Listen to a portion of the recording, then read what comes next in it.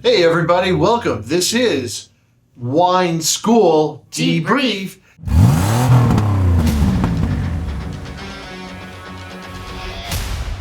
And I'm Keith. I'm Alana.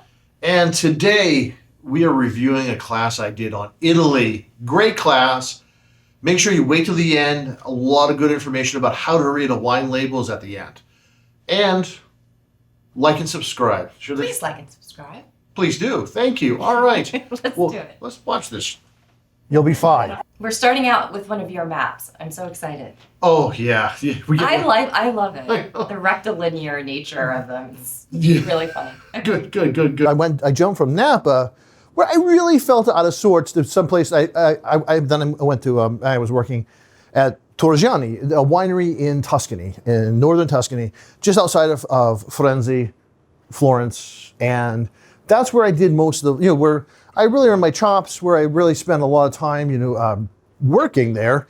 And so but before I was a chef, before I was actually an academic, I still teach at Penn, and Drexel, but what I did long before, because I'm old as fuck, I was a chef, executive chef, before my first degree was in English. I was a journalist for a little while.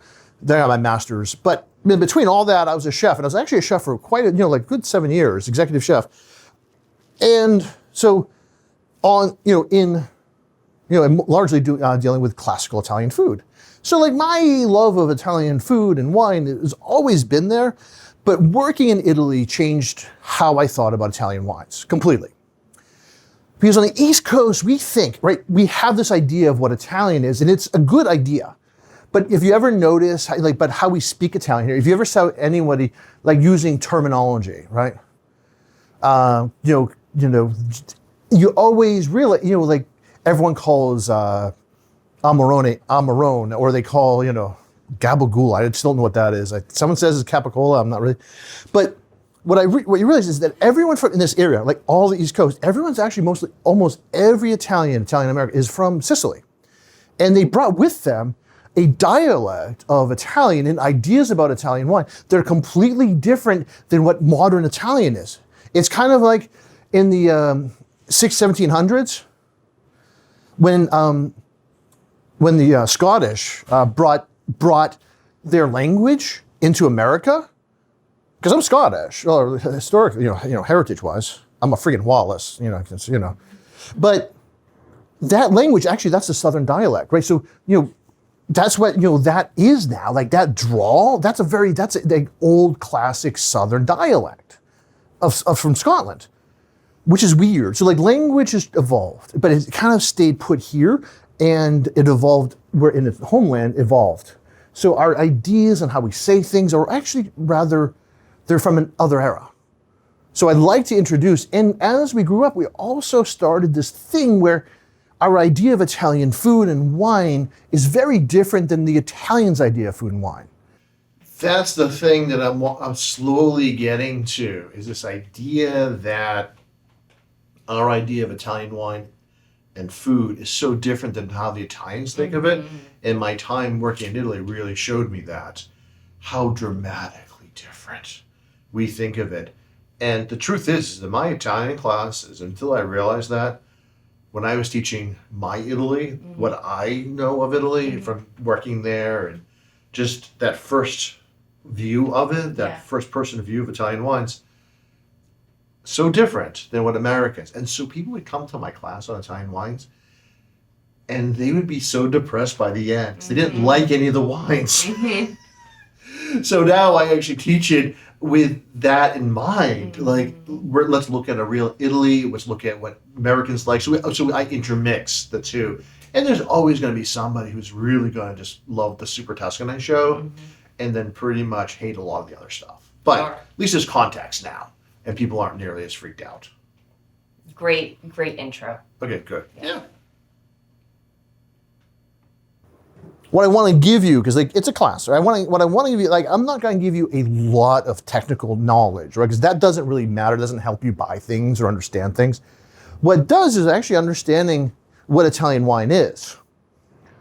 And I say this ahead of time because a lot of things that I'm gonna challenge you, like flavors that you haven't had that are very authentically Italian, things that I drank all the time while in Italy, very different than what you may have had before. And I want you to see that, recognize that, embrace the difference that and different idea of Italian wines, along with your own. And that's wonderful, right? We're gonna expand your mind, not shrink it, right? That's the whole goal of the wine school anyways. Now, one of the things I always do is I never draw a map with squiggles, right? To make it look authentic, right? Because, I am not that person who can exact, but what I can do is show you concepts, right? Because you're not going to remember every squiggle, but you will remember core designs, core elements that actually really matter. Like for instance, the fact that Liguria right here is so small and how it changes and how the Piedmont sort of tucks into Switzerland, or how Umbria is like very distinct as being the only spot in all of Italy that isn't either connected to a foreign country or the ocean, or how the shape of Puglia, right? And as I go through, we'll talk about it. This way I can also show you on a map that you can actually look at and say, okay, it's more of a mosaic, right? Because Italy is a mosaic. It's a stained glass of very distinct places with all distinct cultures. And none of them are Italian. Italy as a country is a very new conceit. They all speak Italian, but they don't speak it in the same way. If you grow up in Sicily, you cannot understand what the hell they're saying in Piedmont. And you definitely don't understand what people are saying in Lazio or Rome. So it's very different, and culturally they're very, very different. So during a class like this, I love to show you the culture of it and show you the incredible variation. Has anyone ever been to Italy? Excellent, awesome. Where'd you guys go? Tuscany? Yeah. Did you go to Umbria? And you're not familiar, or it's the last thing you really want to care about is who's the producer is. You also don't need to give a shit about the vintage. When it was harvested, it's been 10 to 20 years since vintage really mattered, because we do this thing called sorting grapes. The only reason there used to be really bad vintages was because we did not sort our grapes, and now we do. It's standard practice. So again, you can ignore that and who made it. What matters next is actually looking to see so now if there is a term called, right? So look at Val d'Aosta, for instance, right? Well, whenever you see the duh, this means, right? So you have this is a Val d'Aosta. Val.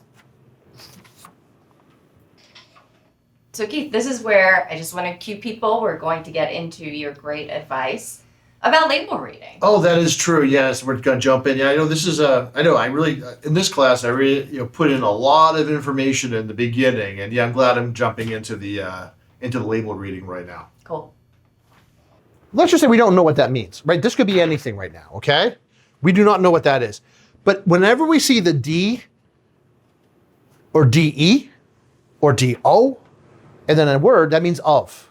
That's of the place. So this is something of this. So this is the magic right there. Now we actually know, no matter where it is on the label, we do know what that means. That means of a place. And then, all right. This could mean one of two things. Either it means it's describing this place, or it's a grape. This here means Val d'Aosta, means the Valley of d'Aosta, or of Augustus, right, of Roman Emperor. But typically, if you look at the next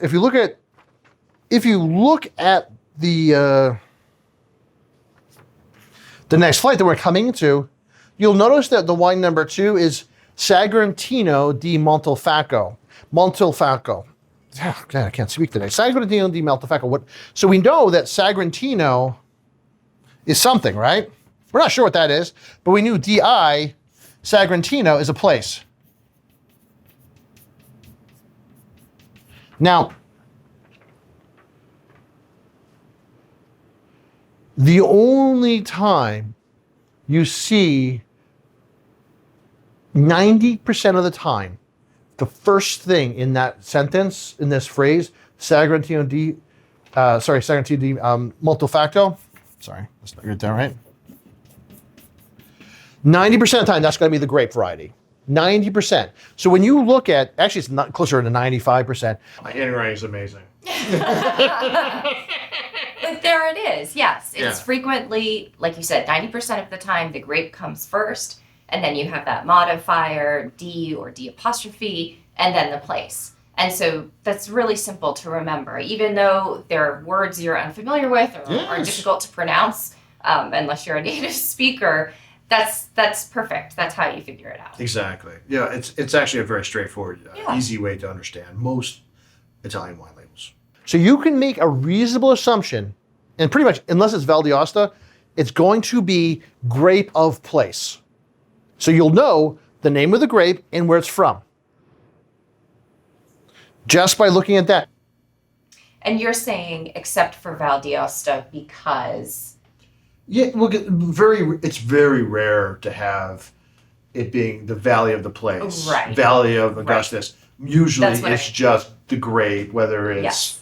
Brunello, di Montalcino, Right. or any of those Got it. variations, or Montepulciano. It's because there it is. Because Montepulciano can be, depending on where it is, can either be a grape or a place. right. Depending on if it's on the left of the D. That's kind of funny. Left of the D, it's actually a grape. Right of the D, it's a place. What a way to Oh, end. what a- All right. Well, if you weren't going to remember it before, you'll remember it now, Look for the D. folks. Now you know. The more you know. The less you like. Oh, awesome. All right. Awesome. Join us for the next one. Thanks, everybody. That's all.